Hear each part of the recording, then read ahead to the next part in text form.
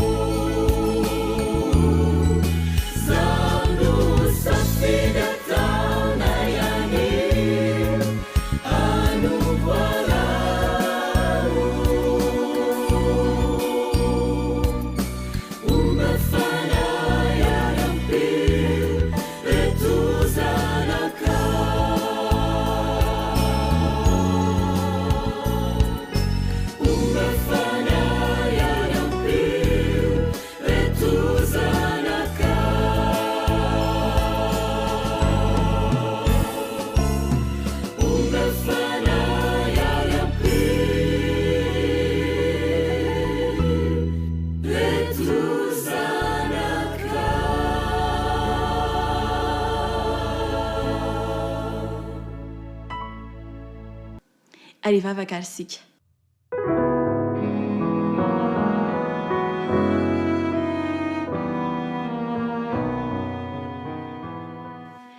Dia raha sy laza ary voninahitra no atolotra ao anao ry iray malalo noho ny fitantananao anay sy noho ny famindraponao taminay ka mbola afaka mihaino izao ny teninao izandray izay.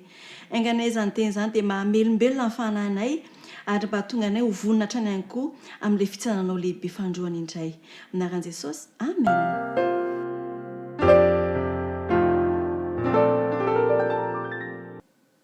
Raha hofitintsika ny omaly dia tantarana lehilahy iray marary ny paralesisa nahitra ny 27 taona izany ary nosotranin' Jesosy tamin'ny andro sabata izany lehilahy izany dia nataon'i Jesosy mba hitenena amintsika fa tsara ho tandremana mandrakariva ny sabata ary io andro koa no fahatsiarovana ny namoronan'Andriamanitra izao tontolo izao ary tia no fotoana manokana ihany koa mba hanomezana fo vaovao ho anao ihany koa izany sabata izany.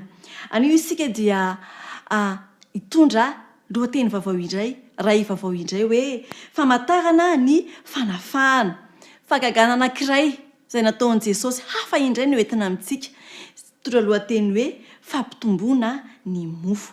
Koa manasantsika ary mba heno an'izany hatramin'ny farany.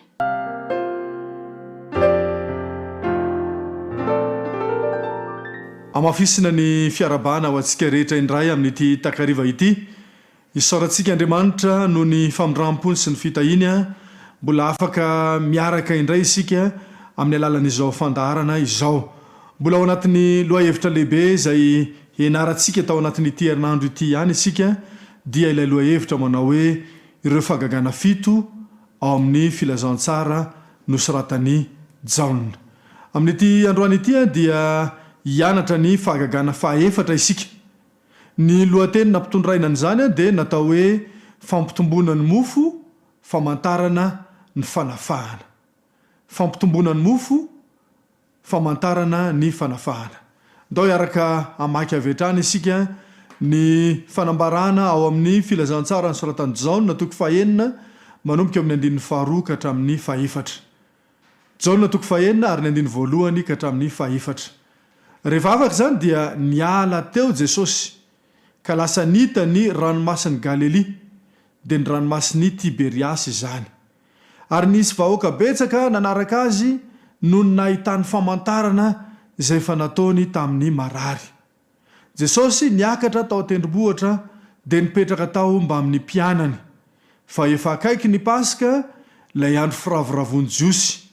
Jesosy nanompo ny masony ka nahita fa nisy vahoaka betsaka nanantona azy. Dia hoy izy tamin'i Filipo, aiza nividianantsika mofo ho an'ireo. Ao amin'ny Jaona toko 9 dia miverina eo Jerosalema indray Jesosy.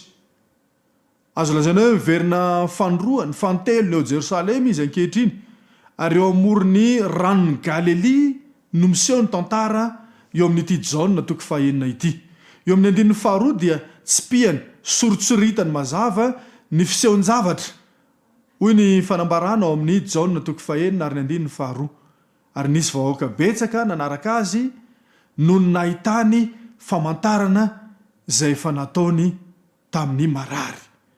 Satria nahita fahagagana reto vahoaka, satria nahita famantarana ireto vahoaka dia nanaraka an' Jesosy izy ireo. Araka ny anarantsika nandritry n'ity herinandro ity dia misy karazan'olona 4 reo olona manara-dia an' Jesosy. Ndao averintsika kely izay lesona izay. Ny voalohany ny karazany voalohany dia ireo olona manaraka kanefa tsy mety mino an Kristy. Mandany tsy ino an Jesosy Kristy izy ireo. Na dia maro ara ny fahagagana hita, na dia maro ara ny famantarana hitany dia mbola miandry Mesia hafa izy ireo. Ny karazany faharoa dia ireo nino ny fahagagana fotsiny. Nino zany izy ireo fa tena fahagagana iny nataon'i Jesosy iny. Ary dia variana mijery an'izay toe-javatra izay fotsiny izy. Ohatra ny mamonjy an'ilay fihetsiketsehana fotsiny izy, mandeha ary dia mandeha atsy dia mandeha atsy, fa tsy mety tonga eo amin'ny finoanan'i Jesosy fa ny fahagagana fotsiny no inony. Ny karazan'olona fahatelo dia ireo mino ny tondroany fahagagana dia Jesosy izany. zany hoe nandray an' jesosy izy ireo rehefa nahita ny fahagagana izy ireo dia nandray an' jesosy nino an' jesosy ary nino izy ireo fa jesosy no kristy ary izy no mesia anafaka ity taranak'olombelona ity ary anisan'izany izy zay manaraka ny fandarana rehetra ny karazan'olona faefatra dia ireo karazan'olona mino alohany ahitana famantarana zany hoe mbola tsy nisy fitsapana mbola tsy nisy famantarana hitany mbola tsy nisy fahagagana hitany dia efa nino izy ary ny ohatra raisika amin'io dia lay tandapa izay mipetraka sy ny asa tao amin'ny lapany Herode Antefasy nino izy na dia mbola tsy hitany ny fahatanterahany teny nambaran'i Jesosy ka dia nino alohany ahitana fahagagana izy io no modely ho antsika rehetra io ka ireto vahoaka be izay nanaraka an' Jesosy reto zany dia mizara amin'ireo karazany efatra reo zany izy ireo misy karazany voalohany eo zany dia misy karazany faharoa dia misy karazany fahatelo ary misy karazany fahaefatra ary nahagaga dia zao miandry fahagagana izy ireo miandry famantarana izy ireo zavatra manaitra ihany koa zany dia izao ny jaona toko fahenina sy ny nomeri toko faharaiky ambin'ny folo dia misy itovizana be deaibe ao amin'ny nomeri toko faharaiky ambin'ny folo mantsy i Mosesy lay mpitarika ny zanak'Israely dia niatrika vahoaka mimonmonona noho ny tsy fisiany sakafo ao amin'ny nomeri toko faharaiky ambin'ny folo misy an'izany tantara izany ary dia nametra-panontaniana tamin'ny tenina ny Mosesy manao hoe aiza ny ahitana sakafo amikisana ireto vahoaka be deaibe reto fa ato amin'ny jaona toko fahenina kosa dia i Jesosy ndray no miatrika vahoaka betsaka zay nona ihany koa ary nametraka fanontaniana tamin'ny Filipo izy manao hoe aiza ny ividianantsika mofo ho an'ny reto zao no valiteny meny Filipo tantaraina ao amin'ny filazantsara ny soratany jaona toko fahenina ary ny andiny ny fahafito sy ny fahavalo ary ny fahasivy Filipo namaly azy hoe na dia mofo vidiana denari 200 aza tsy ampy azy rehetra hananany kely avy ny mpianatra anankiray dia Andrea rahalahany Simona Petera laza taminy hoe misy zazalahy anankiray manana mofo vary ordia 5 azany rano madinika 2 fa ampo amin'inona moa zany ho amin'izao olona betsaka izao ny valiten'ny Filipo dia mazava na dia manam-bola be deaibe ary tsika na dia mitovy amina denari 200 ary ny vola ividanantsika mofo andanantsika metsena raha oharina amin'izao be deaibe zao raha oharina amin'izao vahoaka be deaibe zao dia azo antoka fa na dia samy manana kely tapa-mofo aza dia tsy mbola ho ampy an'ireo olona be deaibe ireo so ihany fa teo i Andrea zay avy nandeha tena tsy efatsefaky ny vahoaka teny ary dia nitondra vaovao mahafaly izy misy zazalahy anankiray ao zay vonona hanaraka ny fampianaran'i Jesosy mandritra ny tontolo ny andro ary dia efa nomeny ny mamany ny reniny sakafo izy ka izy dia manana mofo 5 sazandrano 2 kanefa raha io mofo 5 sazandrano 2 io fotsiny na dia mbola samy manana kely avy azy tsy ampy an'ireo olona be deaibe izay manaraka an' Jesosy tadidio tsara fa efa nitombotra ny Paska amin'ny vanim-potoana io ary tsy mahafaly ny Romanina loatra ity fety jiosy anankiray ity ny antony dia zao satria etsy an-daniny marobe ny olona tonga ao Jerosalema hiakatra ao Jerosalema ary hiteraka fahasimbana be deaibe na ho an'ny tanàna na ho an'ny tontolo iainana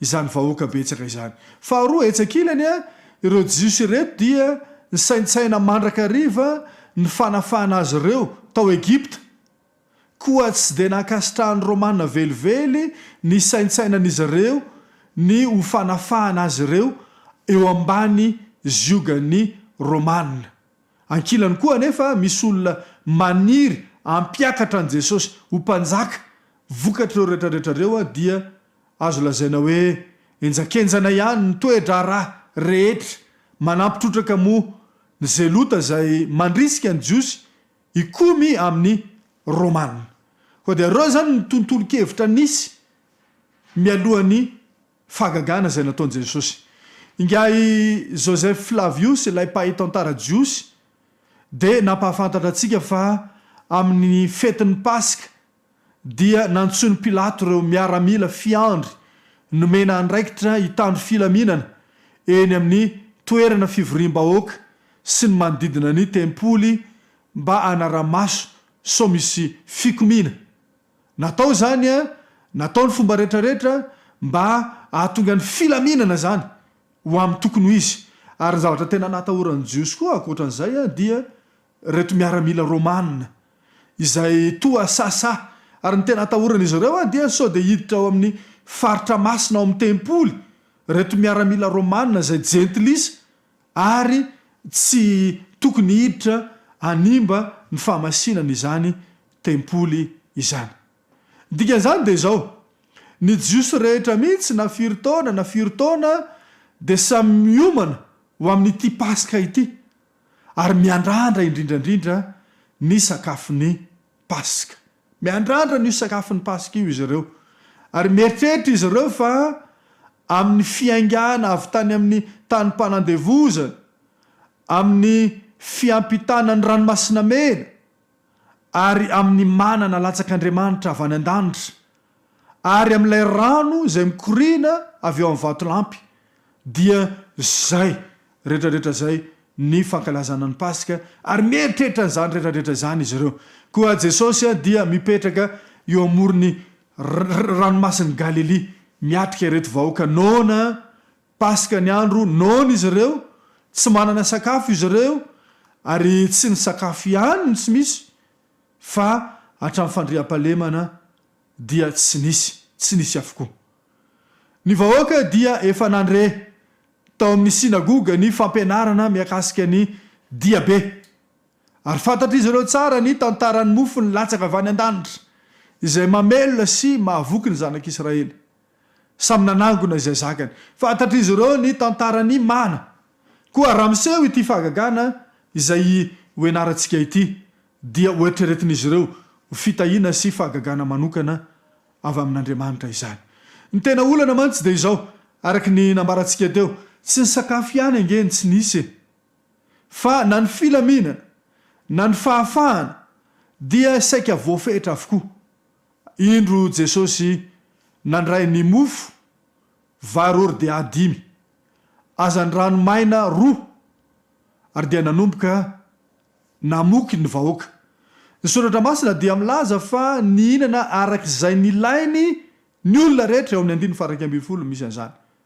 Marina fa misy anthropologue niaina tamin'ny nianatra manokana na nikaroka manokana ny fiainan'ny olona tany Palestina tamin'ny taonjato voalohany izay nanambara fa ny akamaroam-ponina tany Palestina dia tsy ampy sakafo avokoa tamin'ny vanim-potoana io ary ny sasany tamin'izy ireo ara dia azo lazaina hoe mitrongo voaomana mihitsy.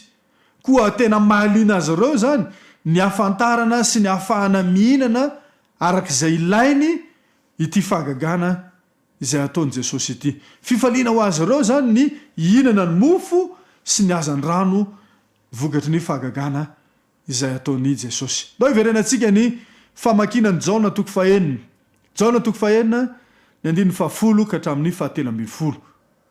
Ary hoy Jesosy asevy mipetraka ny olona ary nisy ahatra be teo ka nipetraka ny lehilahy tokony ho 5,000 ny isany.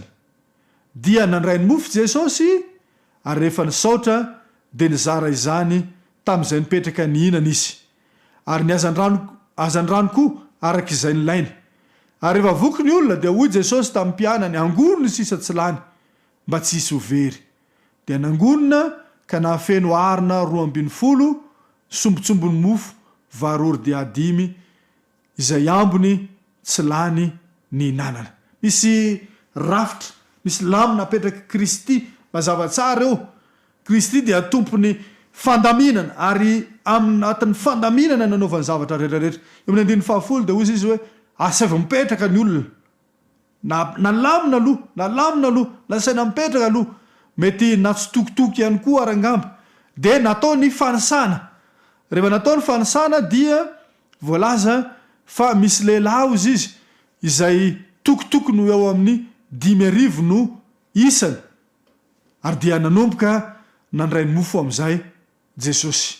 Naka ny mofo vary de orde adimy tena tanany mpianatra Jesosy sy lay azan-drano madinika roa. Ary rehefa nipetraka ny lehilahy nipetraka ny vahoaka dia nanomboka nivavaka izy. Ary rehefa avy nivavaka Jesosy dia nanomboka ny zara izany mofo ho izany ho an'ny vahoaka sy ny azan-drano ho an'ny vahoaka. Mario tsara le hoe mofo 5 azan-drano 2 dia nivavaka izy ary nisy fahatokiana tanteraka n'Andriamanitra tao dia navoky lehilahy mihoatra ny 5,000. Isy lesona sarobidy ao anatin'izany fahagagana nataon'i Jesosy izany. Nandamina aloha izy, nalamina aloha ny vahoaka, nalaina ny mofo sy ny azan-drano, noentina mbavaka, napetraka teo ampelantanan'Andriamanitra, fahatokiana tanteraka an'Andriamanitra ny dikan'izany, ary navoky lehilahy mihoatra ny 5,000. Te resaka aminao amin'ny fomba manokana amin'ity hariva ity. Raha ny fiainantsika kehitriny dia mitovy tsy misy valaka amin'ny fiainan'ny zanak'Israely ny jiosy tamin'ny fotoan'andro. Ao anatin'ny fahasairana antsika, ao anatin'ny zavatsarotra iainana isika kehitriny, ny vola eo ampelantanantsika dia ohatra ny ranomasina, arakaraky ny isotroana azy nohatra ny mampangetaheta, arakaraky ny ananana ny vola nohatra ny voamaika tsy ampy, fa ny fahagagana izay nataon'i Jesosy dia ohatra tsara, lesona tsara ho antsika rehetrarehetra. Vavaka fahatokiana tanteraka an'Andriamanitra, hoentina nofo 5 sy ny azan-drano 2 kely zany raha oharina amin'ny lehilahy 5,000 hihinana azy. Fa rehefa ampiana vavaka sy fahatokiana tanteraka an'Andriamanitra dia hahavoky lehilahy mihoatra ny 5,000. Lesona anankiray ampianarana Baiboly no tiako hisariana ny saintsika rehetra amin'ity hariva ity. Dia ilay lesona efa tranainy kanefa mbola marina ankehitriny, lesona efa be ny miaina azy kanefa mbola marina ankehitriny, dia mitovy amin'izany hoe fahatokiana tanteraka an'Andriamanitra vavaka, ka na dia kely aza dia ain'Andriamanitra ny mampitombo azy, ain'Andriamanitra ny mahatonga azy ahavoky lehilahy mihoatra ny 5,000. Zao no fanambarana omeny tenin'Andriamanitra ao amin'ny Malaki 3:9 ka hatramin'ny 12. Androban'Andriamanitra va ny olona no androba ianareo? Nefa hoy ianareo, amin'inona moa no androbanay ianao? Amin'ny fahafolokarena sy ny fanatitra. Voaozina amin'ny ozina ianareo, nefa izao nyrobainareo. Ary izao ianareo rehetra izay firenena izao, entinareo ny fahafolokarena ho ao an-trano fireketako, mba hasinkanina ao an-tranoko. Ary izao toetra amin'izany o Jehovah tompony maro, raha tsy voako ny varavaranlanitra ho anareo, ka ampidinako ny fitahiana manana ambiampy ho anareo. Asiky teny mafy ny valala noho ny aminareo, ka tsy hanimba ny vokatra ny tany intsony ireny, ka dia havanim-boa ny voalobokareo any an-tsaha. Hoy Jehovah tompony maro.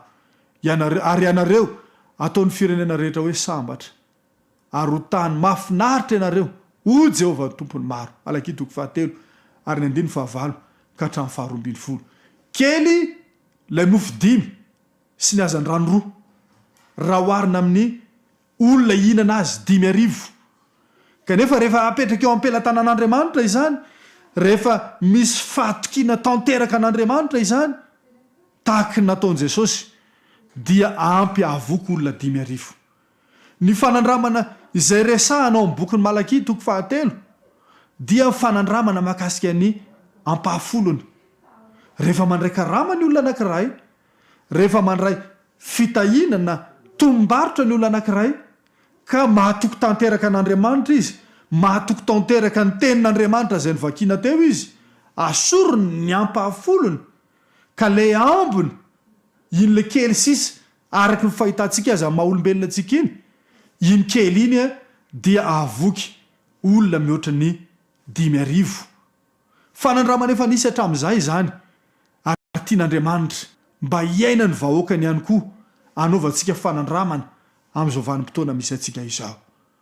Raha ny vola iainantsika andavanandro dia kely, fa ny tsy ambaratelo zay resahany baiboly a dia ity fanandramana ny ainan' jesosy izay ampianaran' jesosy atsika amin'nyity ariva ity.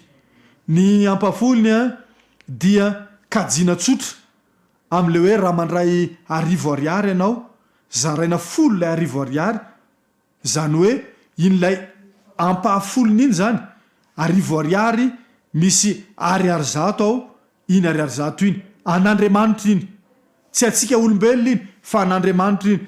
Ary lay 700 ambony kosa iny a hoaninao, ampiasainao, anaovanao an'izay fandaniana rehetra tokony ataonao. Ary iny 7/10 iny a iny a dia ho tahian'Andriamanitra manokana iny, ary ho hitanao fa anaovan'Andriamanitra fahagagana iny, dia ho ampy ho amin'ny volana anankiray, ampy ho amin'ny fiarovana ny fiainanao. Ary ho hitanao fa iny 7/10 le 700 ambony iny a dia ahavoky an'le olona 5,000 tahaka ny nataony Jesosy. Tiako ny milaza amintsika rehetrarehetra fa lesona efa nisy hatramin'ny testamenta taloha izany lesona mahakasika ny ampahafolony izany. Ohatra i Abrahama ohatra dia namerina ny ampahafolony tany amin'ilay mpisorona anankiray atao hoe Melkisedeka. Nomeny Abrahama ny ampahafolony zavatra rehetra. Zao ny fanambarana ao amin'ny Genesis 7:20 ary 9:20 dia nomeny Abrahama azo izy ny ampahafolony zavatra rehetra. Nanana finoana i Abrahama, nahatoky tanteraka an'Andriamanitra i Abrahama, nahatoky izy fa averina ny amin'Andriamanitra zay anjaran'Andriamanitra, ary zay anjaranao a dia azonao hoanina. Fa ny anjaran'Andriamanitra dia averina ary vokatra zay dia ho tahian'Andriamanitra i Abrahama. Zao no fanambarana tamin'ny vanim-potoana nionany Abrahama tamin'ny Melkisedeka mpisorona, ambaran'ny testamenta vaovao ao amin'ny Hebreo 7 ny 1 ka hatramin'ny 10. Fa io Melkisedeka io izy izay mpanjakan'ny Salema sy mpisoron'Andriamanitra avo indrindra, lay nitsenany Abrahama rehefa niverina avy nandresy ny mpanjaka maro izy ka nitsodrano azy, sady nomeny Abrahama ny ampahafolony zavatra rehetra azy. Voalohany raha dika ny anarany dia mpanjaka ny fahamarinana, dia vao mpanjaka ny Salema koa, izany hoe mpanjaka ny fiadanana, tsy manandray tsy manandreny, tsy manana tantaram-pirazanana, tsy manana voalohan'andro na faran'ny fiainana, fa natao tahaka ny zanak'Andriamanitra. Izy dia mitoetra ho mpisorona mandrakizay, ary vero ny alehibean'io lehilahy io izay nomeny Abrahama patriarka ny ampahafolony izay tsara tamin'ny zavatra nobaboina.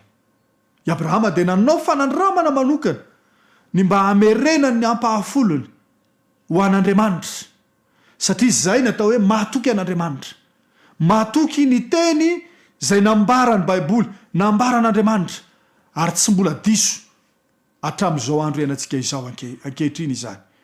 Faharoa, andao aka ohatra hafa indray isika, dia ny tantaran'ny Jakoba izany, satria voalaza ao amin'ny Genesis 4:20 ihany koa, ny 2:20, i Jakoba dia namerina ny ampahafolony, namerina ny ampahafolony ihany koa Jakoba ao amin'ny Genesis 4:20 ary 2:20.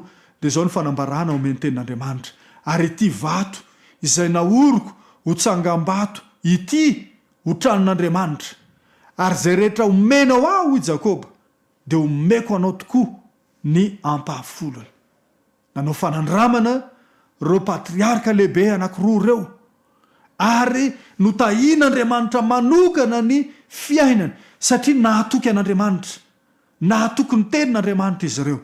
Eny fa na dia hatramin'izao vanim-potoana misy atsika izao azy, dia be dia be ny olona mbola manao fanandramana, an'io fanandramana izay tantaraina ao amin'ny baiboly eo. Zao no teny fikasana izay niresahana teo ao Malaki 3 ihany, fa ny 9:1. Asiko teny mafy izy ny valala noho ny aminareo, ka tsy hanimba ny vokatry ny tany intsony ireny, ka dia havanim-bony voalobokareo any an-tsaha manao siny o Jehovah tompony maro. Tamin'izany fotoana izany ny valala no tena manimba ny vokatra, fa amin'izao vanim-potoana misy atsika izao mety tsy valala intsony.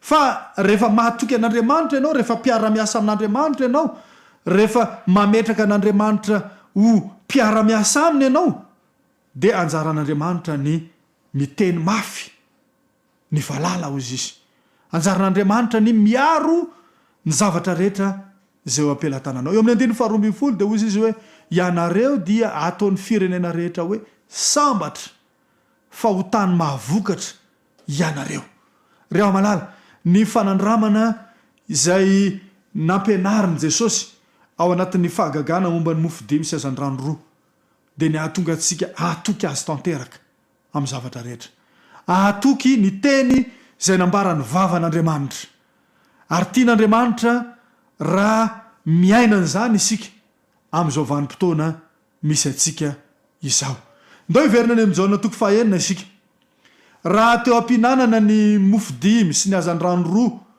reto vahoaka be dehibe reto de ny fanontany teny izy ireo ny amy zavatra tranga moa ve ny latsaka avy any an-danitra sa ve isy pasika toy ny tany Egypta voalaza ao amin'ny Exodosy toko faharoambin'ny folo indray ve ametra-panontaniana tamin'ny tenany izy ireo ary oatra ny fampibitsibitsika mihitsy azy efa hifarana ve ny fanjakan'ny Romanina inona ny tena hevitra zao famantarana izay tsy de mahazatra atsika izao tamin'ny andron' Jesosy de marobe ny olona ny hevitra fa amin'ny fotoana fanafahana avy amin'ny ziogany vahiny de andatsaka mana avy any an-danitra Andriamanitra ka rehefa nahita ny fahagagana momba ny mofo dimy sy azandrano roa izy ireo de netrehitra hoe tonga angamba ny fotoana zay analana antsika ao anatin'ny ziogany Romanina mampalahelo anefa de zao vahoaka liana amin'ny fahagagana fa tsy liana tamin'ny tenin'Andriamanitra ireto vahoaka reto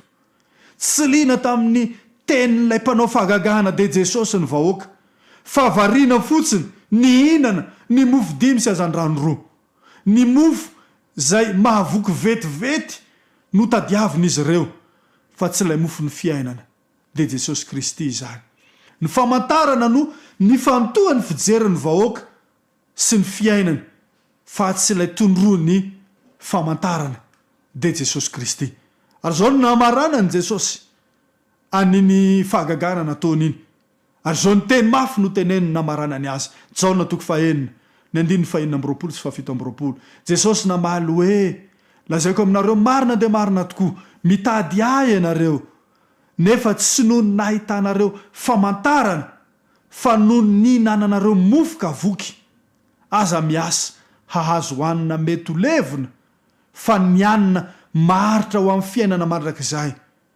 de izay omeny zanak'olona nareo fa izy no nasian'Andriamanitra ray tombo-kase reo malala indraindray dia variana fotsiny isika variana miady hevitra amin'ny zavatra madinika amin'ny zavatra ivelambelany fa ny zava-dehibe de ny fanaovantsika fanandramana miaraka amin'i Jesosy ny mofo zay mety levona vetivety zay nahavariana ny mpanaraka an' Jesosy tamin'izany fotoana zany fa ilay mofo velona de Jesosy Kristy de ohatrany tsy de nyrara iny izy ireo manasanao amin'ity hariva ity mba andray fanapaha-kevitra manokana de ny ametraka an'Andriamanitra ho loha laharany eo amin'ny zavatra rehetrarehetra ataonao aoka anao fanandramana ka na de mety kely aza ny mety vola miditra ao amin'ny tokantranonao manaova fanandramana matokian' Jehova manaova fanandramana tahaka an'ireo olona zay efa nanao fanandramana nandritra ny taonjato maro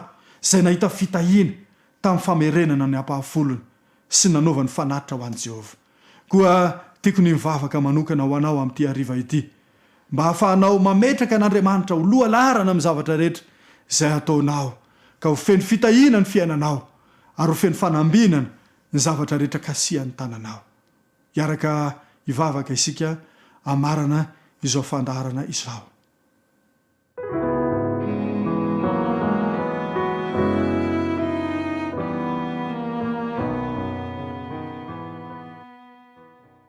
Andriamanitra rainay masina tsara indrindra ny an-danitra misaotra noho ny lesona sarobidy izay nomenao anay tamin'ity hariva ity nianatra makasika ny fahagagana nataon'i Jesosy teo amorony ranomasin'i Galilia izahay de nanaovana fahagagana tamin'ny mofo dimy sy azandrano roa nahavoky olona mihoatra ny 5,000 tompo nisy fahatokiana tanteraka anao tao ary lesona sarobidy izay tokony iainanay velona amin'izao andro farany izao ny fahatokinanao tanteraka ka mahatoky ny teny nambarany vavanao, mahatoky ny teny nambarany baiboly. Tompo, nianatra ny tsy ambaratelo izahay, ahatonga ny vola eo ampelatananay ho ampy ahavoky mihoatra ny olona 5,000.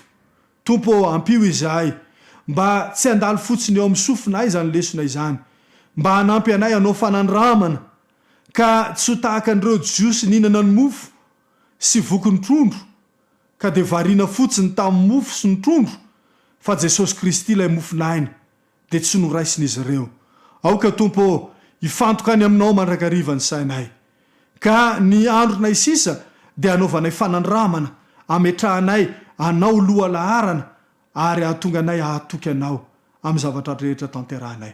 Vavaka ho an'ny mpiaino rehetra, vavaka ho an'ny mpanaraka an'izao fandaharana izao ianao Tompo hitainy fanapahan-kevitra noraisin'izy ireo amin'ity hariva ity, satria tonononay angatahanay noho ny amin'ny anaran'i Jesosy zany vavaka izany. Amen.